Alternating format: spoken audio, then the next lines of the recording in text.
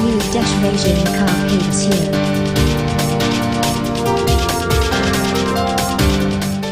आज दिल्ली में पंडित सुखबीर शर्मा ने रोटी आंदोलन ट्रस्ट लॉन्च किया। रोटी आंदोलन ट्रस्ट के अध्यक्ष सुखबीर शर्मा ने कहा है कि हमारे देश की यह बदनसीबी है कि हमारे देश में आज भी कुछ लोग भूख के लिए रोटी तलाश में जुटे हुए हैं, लेकिन फिर भी वो रोटी की तलाश पूरी नहीं कर पाते, जिसके कारण कुछ तो सड़कों पर भूखे ही सो जाते हैं। वही भूखे सोए हुए लोगों को रोटी का इंतजाम करना हमारी रोटी आंदोलन का काम है। रोटी इंसान इस देश में भूखा नहीं सोए, हमारी कोशिश होगी। हालांकि कुछ लोग हमारे इस प्रयास पर हंसते हैं, लेकिन हम जागरूक हैं और गरीब मजदूर लोगों को अकेला नहीं छोड़ सकते।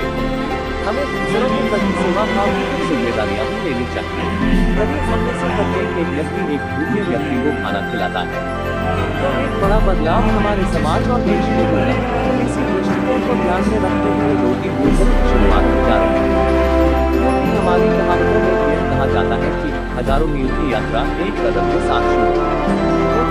रोटी सबका अधिकार है। रोटी आंदोलन को भूख या भिखारी के रूप में गलत नहीं समझा जाना चाहिए, यह हमारा अधिकार है। इसीलिए स्पष्ट किया जा रहा है कि एक आंदोलन में जहाँ हम गरिमा और सम्मान के साथ रोटी और रोटी चाहते हैं।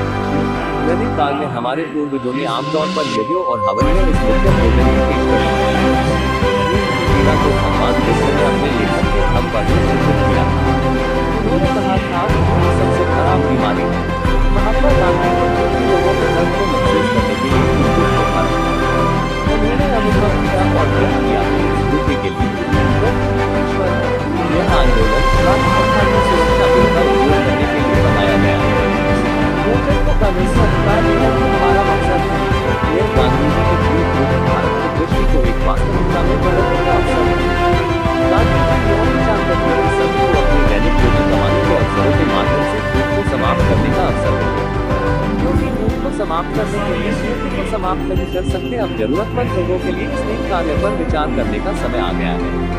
इस रोटी आंदोलन के संस्थापक बम सुखबीर शर्मा गरीबों और जरूरतमंदों की सेवा में सबसे समर्पित और उदार व्यक्तियों में से एक है, जो मजदूरों के कल्याण के लिए काम करते हैं। उन्होंने दिल्ली लेबर वेलफेयर बोर्ड के संस्थापक के रूप में भी कार्य किया है। उन्होंने हमेशा अपने अधिकारों के लिए अपना पक्ष रखा है। समाचार और बेरोजगारी वास्तव में सुशासन की विफलता बताया। इस विचार को ध्यान में रखते हुए सुखबीर शर्मा ने गरीबी और जरूरतमंद लोगों की मदद के लिए कुछ जिम्मेदार कदम उठाने का फैसला किया है। नतीजा हमारे सामने है। उन्होंने रोटी अभियान को बेरोजगारों की मदद के लिए रोटी आंदोलन वंचितों के साथ खड़े होने के लिए एक योजना बनने की कसम खाई। रोटी आंदोलन का आज आवाज है, जिनकी आवाज समाप्त हो गई थी, कि उनकी आवाज बनाने के लिए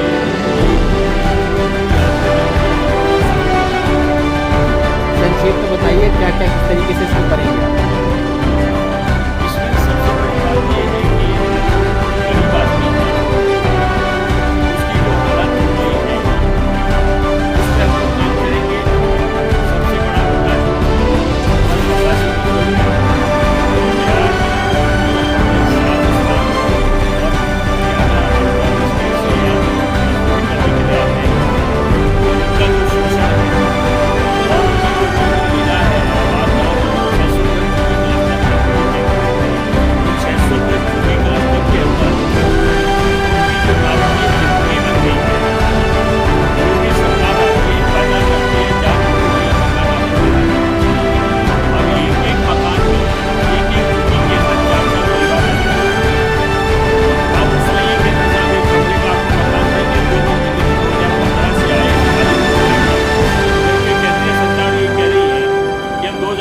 सबको मकान देंगे।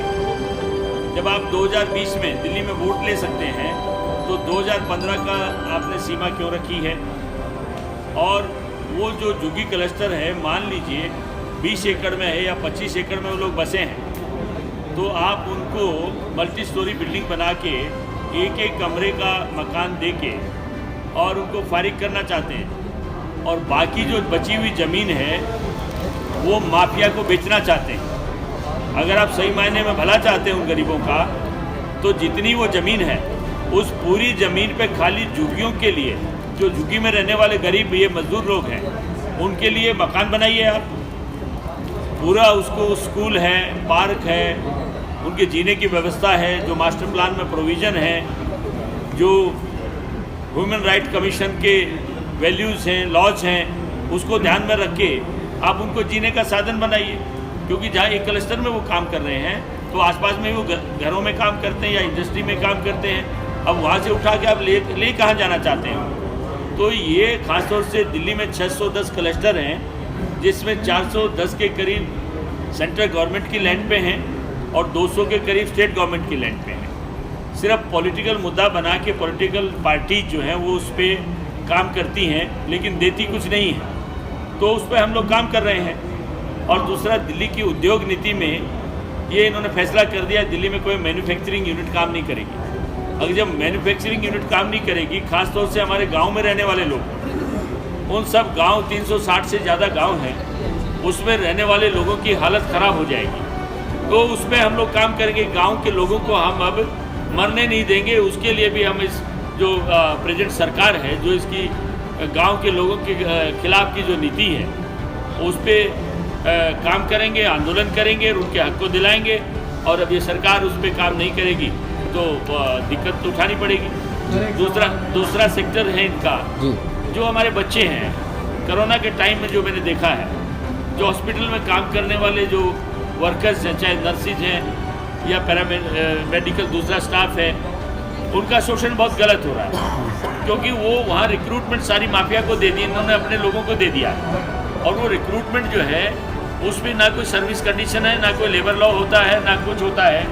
वो सारी की सारी स्थिति जो है, सारी की सारी स्थिति ऐसी हो गई है कि वो जाएं तो जाएं कहाँ। यानी एक नर्स है, नर्स उसको वो इन्फेक्टेड हो गई कोरोना से, उसके बाद उसको फॉलो नहीं किया गया, कमरे में डाल दिया।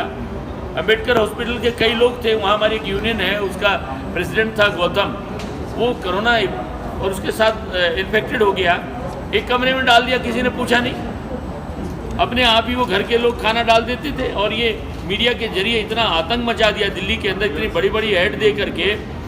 एक दिन भी दिल्ली का मुख्यमंत्री कोरोना के काल में किसी हॉस्पिटल में गया क्या? उसका कोई मंत्री गया क्या? और जो लोग मर गए उनको क्यों नहीं 1-1 करोड़ रुपए दिए? वो कोरोना वॉरियर नहीं है क्या? जो एक होमगार्ड का बच्चा है या वो सेल्फ डिफेंस वॉलंटियर, एक नाम दे दिया इन्होंने। वो डेली वेज पे बच्चे खड़े करें, मेरी बच्चियां और बच्चे खड़े हैं, रोड पे खड़े हैं, बस में चढ़ा दिए, हॉस्पिटल में कर दिए, खाने पे बिठा दिए हैं। क्या कर रहे हो आप?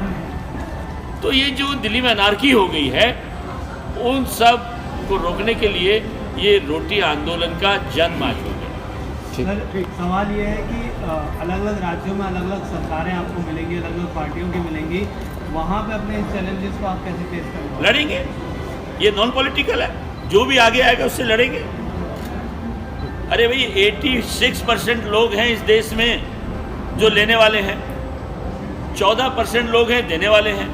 जो देने वाले वो मालिक हैं और जो लेने वाले नौकर हैं। तो ये देश तो नौकर का है जिसमें आप सब लोग आते हैं, लेकिन वो बांट के जाति में, धर्म में, इसमें उसमें बांट के और सारा का सारा हमारी जेब काट ली, पेट काट लिया। अब गर्दन पर खड़ा होना चाहते हैं। एक सर और सवाल कि कॉन्सेप्ट क्या होगा आपका इस आंदोलन का? क्योंकि पहले भी रोटी बैंक जैसे काफ़ी NGOs वर्क कर रहे हैं रोटी बैंक के लिए। देखिए, रोटी बैंक नहीं है, ये रोटी बैंक नहीं है। नहीं, वही आपका कॉन्सेप्ट क्या होगा? हाँ, कॉन्सेप्ट, अरे आपको समझ में, हमने एक नोट भी आपको दिया, आपको उसको देखना चाहिए। वो चीज़ें सुनिए सुनिए जेंटलमैन, सुनिए।